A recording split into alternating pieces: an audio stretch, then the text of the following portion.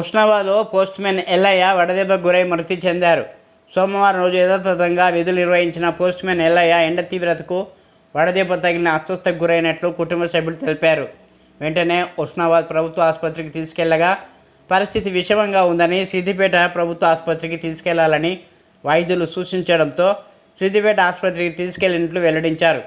సిద్దిపేట ప్రభుత్వ ఆసుపత్రిలో చికిత్స పొందుతూ రాత్రి వేళ మృతి చెందినట్లు తెలియజేశారు. తమది పేద కుటుంబమని, తమ కుటుంబాన్ని ప్రభుత్వం ఆదుకోవాలని కోరారు.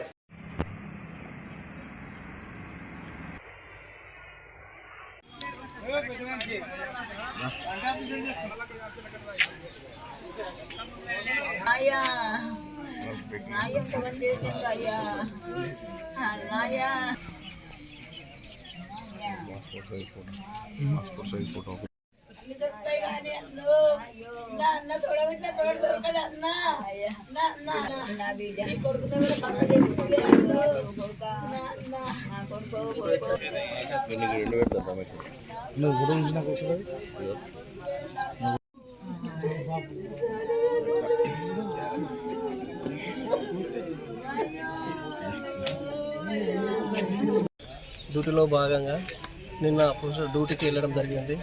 ఎండ బాగా కొట్టినప్పటికీ కూడా డ్యూటీ చేస్తున్న వద్దు అని మేము కొంచెం ఆయన ఎండలో చెమటలు రావడం జరిగింది.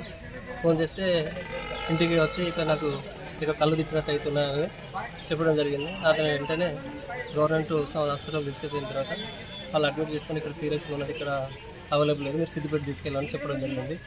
వారి సూచన వరకు మేము సిద్దిపేట హాస్పిటల్ తీసుకున్న తర్వాత నైట్ 9:30కు మా అన్నగారు ఎండ దెబ్బతోనే చనిపోవడం జరిగింది. అతను ఎండలో డ్యూటీ చేయడం వల్ల బాగా అనారోగ్యానికి గురైపోయింది. కావున మా అన్నను ప్రభుత్వం తరఫున ఏదైనా డిపార్ట్మెంట్ తరఫున ఆయనకు సాయం చేయాలని కుటుంబం తరఫున విన్నవించుకుంటున్నాం.